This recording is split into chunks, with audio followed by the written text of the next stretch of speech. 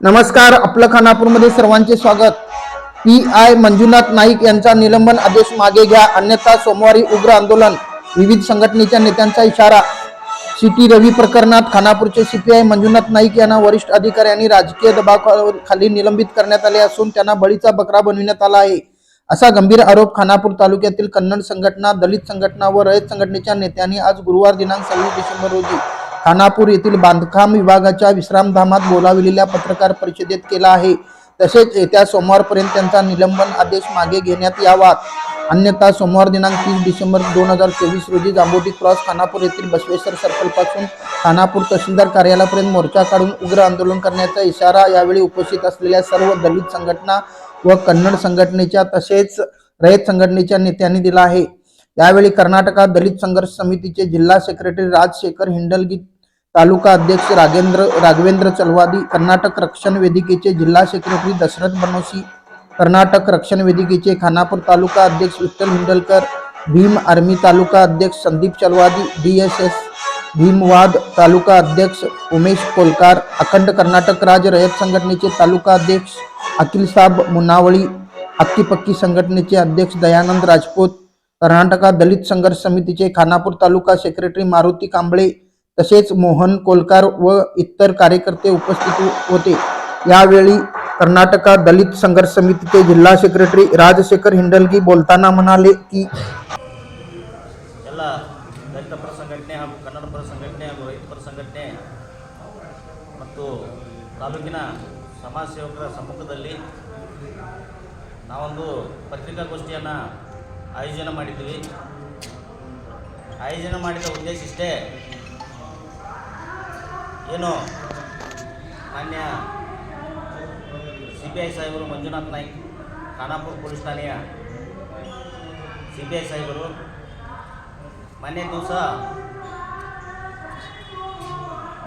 MLC city Ravi ಅವರ ಪ್ರಕರಣ ಅಡಿಯಲ್ಲಿ ಮಂಜುನಾಥ್ ನಾಯ್ಕ್ ಅವರನ್ನು ನಿನ್ನೆ ದಿವಸ ಮೇಲಾಧಿಕಾರಿಗಳ ಒಂದು ಆದೇಶದ ಮೇರೆಗೆ ಅವರನ್ನು ಅಮಾನತು ಮಾಡಿರ್ತಾರೆ।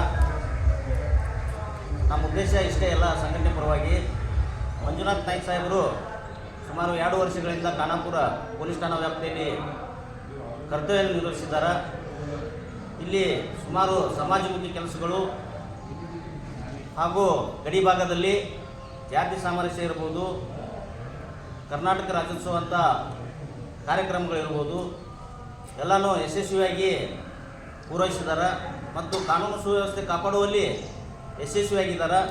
ಖಾನಾಪುರದ ಜನತೆ ಸಾರ್ವಜನಿಕರ ಒಂದು ಕುಂದುಕೊರತೆಗಳಿರ್ಬೋದು, ಇಲ್ಲಿ ಕಾನೂನು ಸುವ್ಯವಸ್ಥೆಗಳಿರ್ಬೋದು, ಸಂಘ ಸಂಸ್ಥೆಗಳ ಜೊತೆಗೆ ಒಳ್ಳೆಯ ಒಡನಾಟ ಹಾಗೂ ಬಾಂಧವ್ಯವನ್ನು ಇಟ್ಟುಕೊಂಡು ಕರ್ತವ್ಯ ನಿರ್ವಹಿಸುತ್ತಾ ಬಂದಿದ್ದಾರೆ। ಯಾವುದೇ ರೀತಿಯಿಂದ ಇದುವರೆಗೂ ಅವರು ಕಪ್ಪು ಚುಕ್ಕೆಯನ್ನು ಪಡೆದಿಲ್ಲ ಮತ್ತು ಸುಮಾರು ತಾಲೂಕಿನಲ್ಲಿ ಸಮಾಜಮುಖಿ ಕೆಲಸಗಳು, ವಿದ್ಯಾಭ್ಯಾಸದ ಕಡೆಗೆ ಮತ್ತು ವಿದ್ಯಾರ್ಥಿಗಳ ಕಡೆಗೆ, ಸಾರಿಗೆ ವ್ಯವಸ್ಥೆ ಕಡೆಗೆ ನಿಂತು ಸಮರ್ಪಕವಾಗಿ ಒಂದು ತಮ್ಮ ಜವಾಬ್ದಾರಿಯನ್ನು ಕರ್ತವ್ಯವನ್ನು ನಿರ್ವಹಿಸಿದ್ದಾರೆ।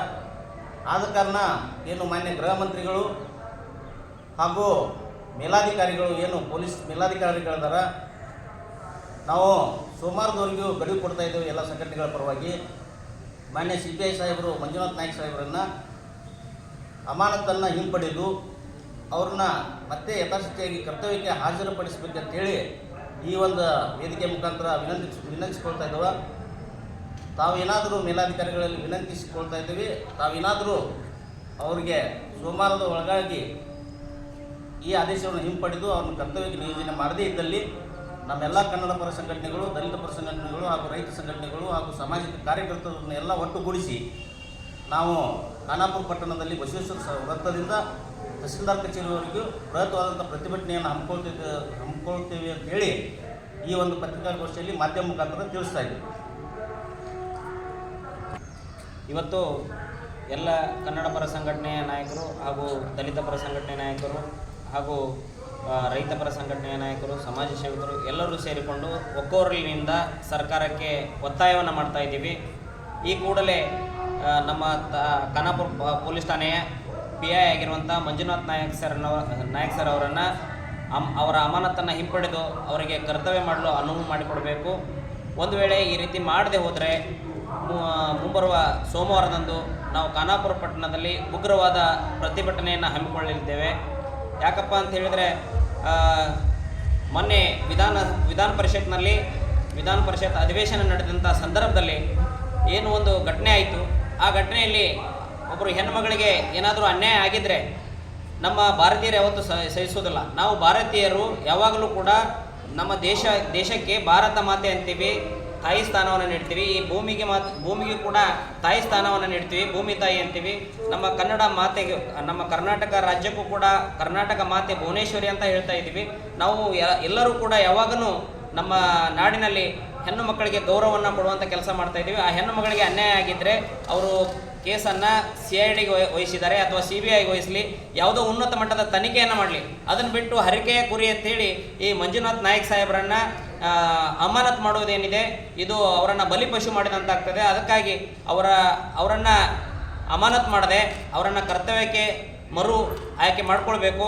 ಅವರನ್ನು ಕರ್ತವ್ಯಕ್ಕೆ ನಿಯೋಜನೆ ಮಾಡೋದ್ರಿಂದಗೆ ಈ ಏನು ತಪ್ಪು ಆಗಿದೆ, ಸರ್ಕಾರದ ಮಟ್ಟದಲ್ಲಿ ಏನು ತಪ್ಪಾಗಿದೆ, ಏನು ಅಧಿಕಾರಿಗಳು, ಉನ್ನತ ಮಟ್ಟದ ಅಧಿಕಾರಿಗಳು ಯಾರನ್ನು ಖುಷಿಪಡಿಸೋದಕ್ಕೋಸ್ಕರ ಅಥವಾ ಹಿರಿಯ ಅಧಿಕಾರಿಗಳನ್ನು ಬಿಟ್ಟು ಇಲ್ಲಿ 3 ಜನ ಹಿರಿಯ ಅಧಿಕಾರಿಗಳು ಇದ್ದರೂ ಕೂಡ ಅವರ ಒಂದು ಮಾರ್ಗದರ್ಶನದಲ್ಲಿ ಅವರ ಕರ್ತವ್ಯವನ್ನು ಮಾಡಿದ್ದಾರೆ. ಆದರೆ ಅವರೆಲ್ಲರನ್ನೂ ಬಿಟ್ಟು ಹರಕೆಯ ಕುರಿಯನ್ನು ಮಾಡಿದ್ದಾರೆ ಇವರು ಮಂಜುನಾಥ್ ಸಾಹೇಬ್ರನ್ನ. ಅದಕ್ಕಾಗಿ ದಯವಿಟ್ಟು ಮಂಜುನಾಥ್ ಸಾಹೇಬ್ರನ್ನ ಈ ಕೂಡಲೇ ಕರ್ತವ್ಯಕ್ಕೆ ಹಾಜರಾಗುವಂತೆ ಸರ್ಕಾರ ಆದೇಶ ಮಾಡಬೇಕು.